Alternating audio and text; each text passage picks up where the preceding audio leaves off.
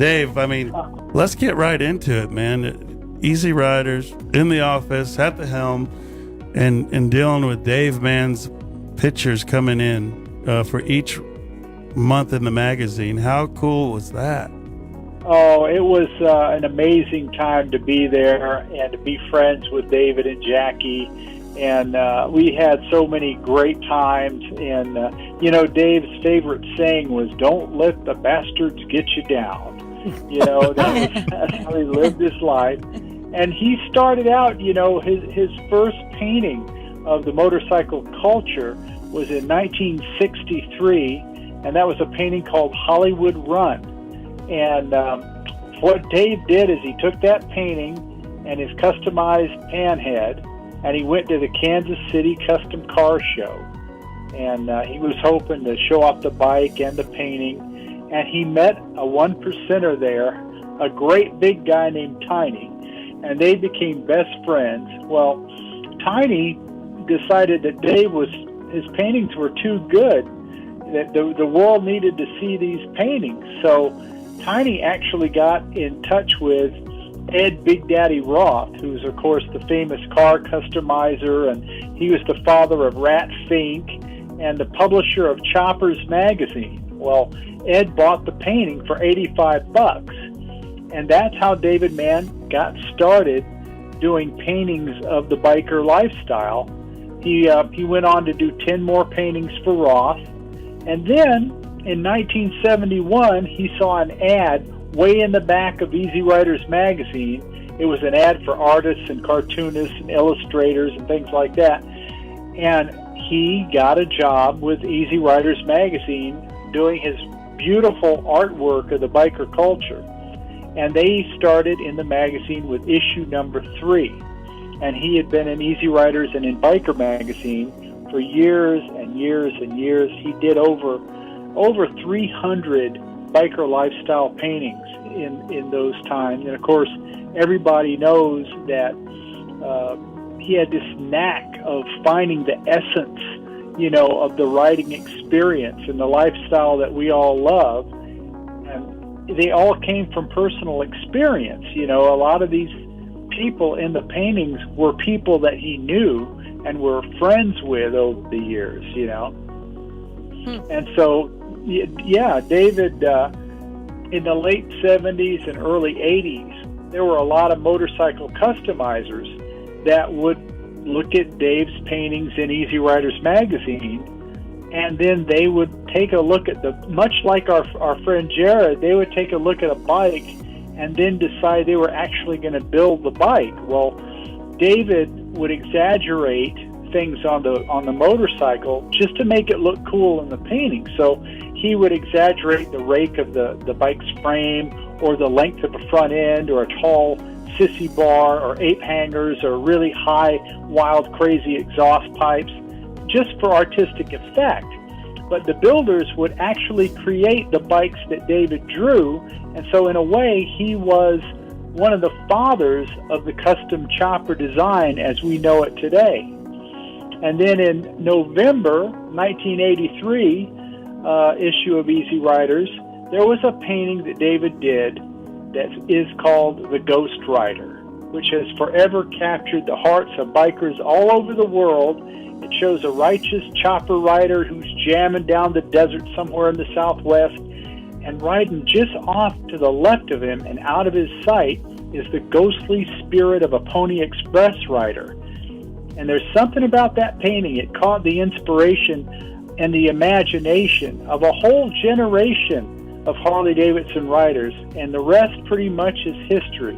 Hundreds of paintings, and David Mann really changed the biker world. We think of the essence of the biker world and the paintings that were up in all of our garages. I know they were up in my garage.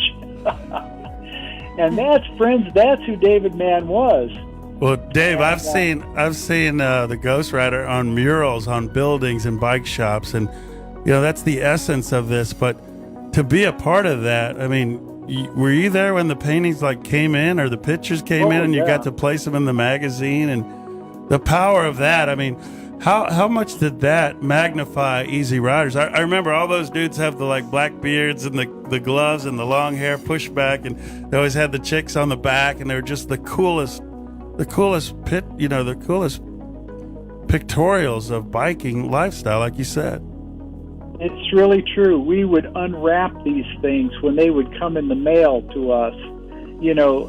Each one was like, it was like the Holy Grail. We'd open up the package, and these were not big paintings, folks. These paintings were actually the size of a 2-page spread in a magazine. That's how small they were, and so you could really appreciate the detail, because he airbrushed a lot of this stuff. Wow. And and he would call up and he'd go, I kind of need an idea for the next painting. Really?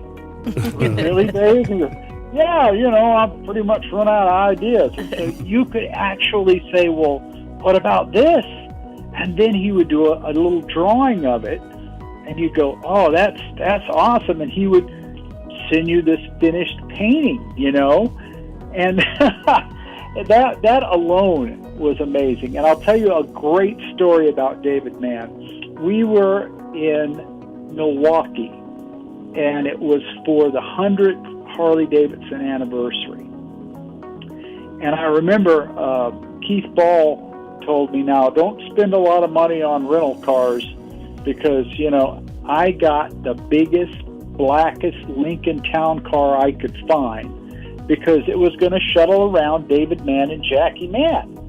And I was the driver, and they were in the back. And I said, no, we're not getting a little Toyota Camry. We're getting a big black monster car, right? And so, we went from the airport in that car. Way out in the middle of nowhere is where they put us. I don't know why, because most everything was happening right in the middle of town. Well, out near where we were, there was a bar. And this bar was a biker bar.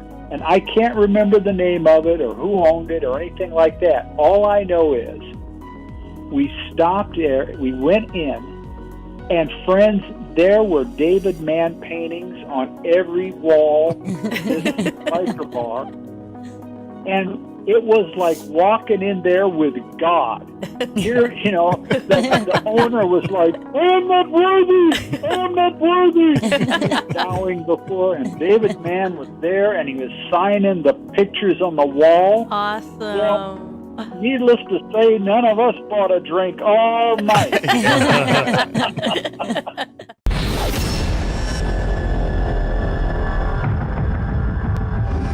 The images, but it was more of setting a tone for a lifestyle of so many bikers and real bikers and the bikers of tomorrow that looked at that today. It's something everybody remembers, and it's pretty impressive or impactful when you have that type of surrounding. That you've been a part of that. Actually, today I talked to a guy named Beatnik.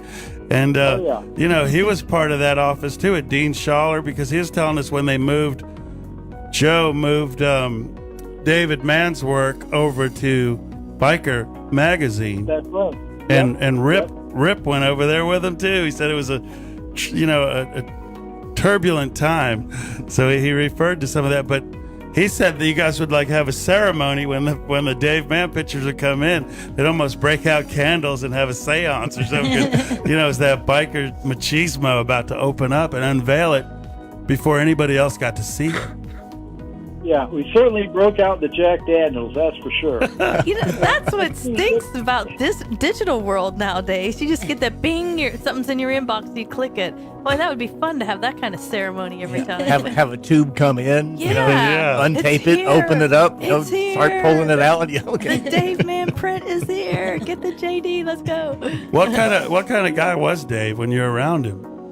He was a biker too, right? Oh, absolutely. He had this beautiful shovel head, bright red chopper that is in some of his paintings, and man, I remember him riding that thing and Jackie on the back. And one time we went up to the ranch, we called it. There was a piece of property up Calamigos Canyon that the company owned. And it was just a place to go and hang out. Well, for a long time, David and Jackie lived up there. And so we had gone up there with our video equipment to shoot this whole thing of David doing a painting that was basically about some girls in bikinis washing his red shovel head. Woo, woo. So he's actually doing the painting while they are washing his bike, and we're videotaping all this stuff. And see, he was really a quiet, kind of shy, reserved guy, you know, until you got him out somewhere and got him liquored up a little bit. And then, you know, he was just like any one of us, you know, but he was normally kind of shy and quiet, I would say. And the one thing I'll tell you a secret about his paintings, and you can look at any David Mann painting. Oh, I think I see it right now. Oh, okay, go ahead. What do you see? I think I just saw a shadow of someone on the back of his bike, but there's not actually anyone on the back of his bike. Oh, you saw that one? Yes, that's about the lost love photo. Yeah. Oh. He's missing her being on the back of the bike. Well, what was your secret, Dave? Yeah, Come what on, was your tell us. secret? Sorry. Well, okay, every David Mann painting ever done, you can look, and he, you know, pretty much painted every nut and bolt of that motorcycle, right? There, if you look at the wheels, the front or the rear wheel on any of the bikes, there's never a valve stem. And he did that on purpose. And there are builders. There's a builder named Larry Kirk, and there's another builder named, let's see, what's his name? Donnie Lewis, great bike builder.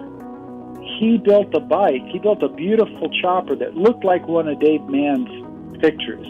And he did it without a valve stem. He hid it in this, like an Invader-style front wheel. So it's got a 5-spoke wheel.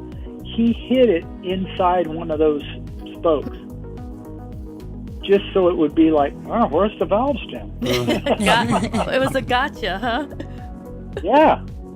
He said, well, David Mann never had it in there. I said, yeah, you're right. Yeah, he exemplified that biker lifestyle of the 60s and 70s, and you know, that real biker, the club life biker, the real biker lifestyle. It's amazing to look at that now and magnify just to how great his artwork is, and like you said, it's universal. Yeah, it has great power, and you know, even to this day, his artwork, it really exemplifies the biker lifestyle. And how great, you know, what a wonderful thing that he got to turn the love of motorcycles.